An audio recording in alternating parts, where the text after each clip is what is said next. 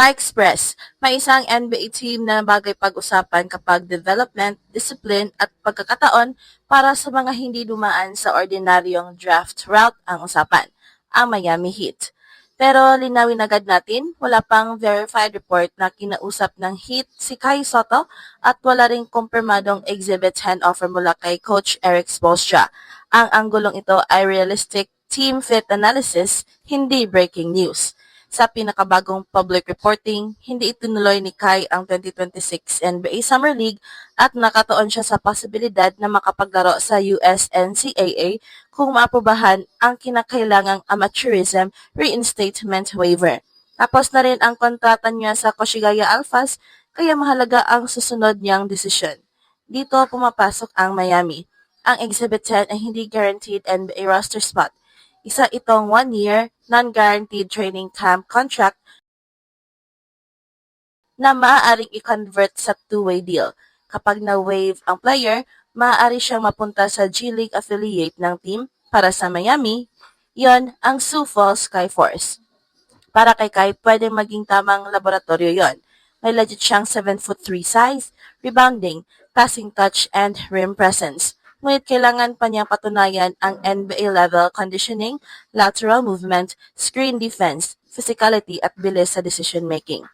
Hindi rin bakante ang Miami frontcourt. Nandoon sina Bam Adebayo, Giannis Antetokounmpo, Bobby Portis, and two-way center Vladislav Golden, kaya hindi dapat ipinta si Kai bilang instant backup. Ang realistic target, training camp evaluation, developmental reps at pagkakataong ipakita kay Spoelstra na kaya niyang sumunod sa Heat standards. Hindi garantiya ang Miami, pero bilang low-risk Exhibit 10 experiment, pwedeng-pwede siyang subukan. Bago tayo ma-excite sa posibilidad ng Miami Heat, kailangan nating ilagay sa tamang konteksto kung nasaan ngayon ang career ni Kai. Ang pinakabagong credible report tungkol sa kanyang direction ay hindi nagsasabing may kontrata na siya sa NBA. Ayon sa reporting noong July 17, hindi niya itinuloy ang Summer League at sinusubukan niyang buksan muli ang USNCAA route. Dahil matagal na siyang naglaro bilang professional sa Australia at Japan, kailangan niya makakuha ng professional participation and amateurism reinstatement waiver bago siya maging eligible. Ibig sabihin, ang NCAA ang kasalukuyang pangunahing landas na pinag-aaralan. Hindi Heat, hindi Exhibit 10, hindi rin two-way contract. Mahalagang sabihin yan dahil ayaw nating gawing balita ang isang analysis lamang. Pero posible bang maging alternative route ang Miami Heat kung hindi matuloy ang NCAA plan o kung magbukas ang NBA opportunity bago ang training camp? Oo, posible sa prinsipyo. Tapos na ang kontrata ni Kai sa Koshigaya Alphas matapos ang 2025 26 season. Sa kanyang huling campaign sa Japan, nagpakita siya ng mas kompletong laro kaysa sa version niyang sumubok sa NBA Summer League noong 2023. Hindi na lamang siya finisher sa ilalim. Nakapagbigay siya ng humigit kumulang 13 points, 9 na rebounds at 3 assists kada laro habang ginagamit din ang kanyang haba bilang rim protector. Ang passing number ang isa sa pinakamahalagang development. Sa modern NBA, hindi sapat na matangkad lang ang center. Kailangang marunong siyang gumawa ng mabilis na desisyon mula sa elbow, hand-off area, and short roll. Kapag na-trap ang guard, dapat makita ng big man ang cutter sa baseline, ang shooter sa corner, o ang pagkakataong umatake sa gitna. May natural feel si Kai sa mga ganitong situation. Dahil 7'3" siya, mataas ang release point niya sa passing and finishing. Kaya rin niyang sumalo sa pocket pass at tumapol sa ibaba ng depensa nang hindi kinakailangan gumawa ng maraming dribble. Sa defensive end, kaya niyang baguhin ang tira kahit hindi siya makakuha ng block. Iyan ang mga katangiang maaaring maging interesante sa Miami. Pero narito rin ang malaking tanong. Kaya ba niyang mabuhay sa physical at mabilis na sistema ni Eric Spoelstra? Ang Heat ay hindi team na magbibigay ng minutes dahil lamang sa height or pangalan. Kilala ang organization sa conditioning standards, defensive accountability, at pagiging handang gawin ang maliliit na trabaho. Kailangan mong mag-set ng matibay na screen, tumakbo pabalik sa depensa, makipag-usap sa coverage at hindi mawala kapag paulit-ulit kang inilagay sa pick and roll. Para kay Kai, dito talaga masusukat ang NBA readiness. Kapag drop coverage ang gamit, may pagkakataon siyang gamitin ang kanyang haba sa paint. Pwede niyang protektahan ang rim habang kinokontrol ang roller at pinipilit ang ball handler na tumira sa floater zone. Ngunit kapag nag-switch ang Miami or naglaro ng aggressive show and recover, kailangang mabilis ang paa at recovery ni Kai. Hindi siya maaaring manatili sa perimeter ng matagal laban sa explosive guards, kaya dapat mahusay ang kanyang angles at timing. Sa offense naman, hindi niya kailangang maging scorer na bibigyan ng maraming post-up. Mas realistic ang role na screen and dive center.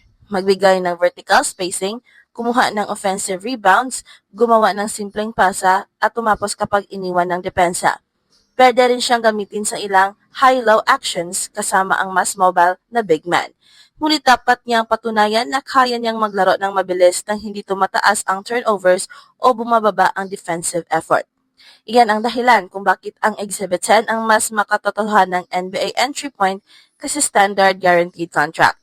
Sa Exhibit 10, makikita siya ng hit sa training camp laban sa tunay na NBA size and speed.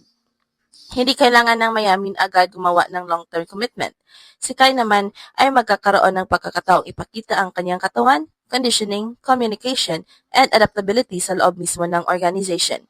Kung maganda ang evaluation, maaaring pag-usapan ang two-way conversion kung may available na slot. Kung hindi siya makapasok sa main roster, pwede maging tulay ang Sioux Falls Skyforce para matutunan niya ang Miami system at makakuha ng regular na reps. Hindi glamorous ang route. Walang garantiya. Posibleng ma-wave pa siya bago magsimula ang regular season. Pero maraming NBA career ang nagsimula sa simpleng training camp invitation. Ang kailangan lang ni Kai ay isang organization na seryosong titingin sa kanya bilang developing player, hindi bilang marketing attraction. At kung development and accountability ang pag-uusapan, may dahilan kung bakit palaging kasama ang Miami Heat sa listahan. Ngayon, gaano ba talaga ka-realistic ang Miami Heat para kay Kai Sotto? Una tingnan natin ang roster. Sa kasalukuyang official Heat roster, nandoon sina Bam Adebayo, Giannis Antetokounmpo, Bobby Portis, and two-way center Vladislav Goldin. Ibig sabihin, hindi naghahanap ang Miami ng bagong starting center at hindi rin madaling makuha ni Kai ang regular backup minutes. Si Bam ay defensive anchor at isa sa pinakamahalagang decision makers ng team. Si Giannis ay kayang maglaro bilang power forward or small center. Si Portis ay experienced front court scorer and rebounder. Si Golden naman ay 7-footer na nasa two-way slot at dumaan na sa Heat Skyforce developmental pipeline. Kaya kung bibigyan si Kai ng Exhibit 10, hindi iyon dahil kulang ang Miami sa pangalan sa frontcourt. Ibibigay iyon dahil may nakikita silang specific developmental value na hindi madaling hanapin, ang 7'3" frame, passing feel, and potential rim protection. At dito kailangan maging honest ang analysis. At ito ang Express Info kung saan bawat kwento ginulat ang mundo. Don't forget to like and subscribe.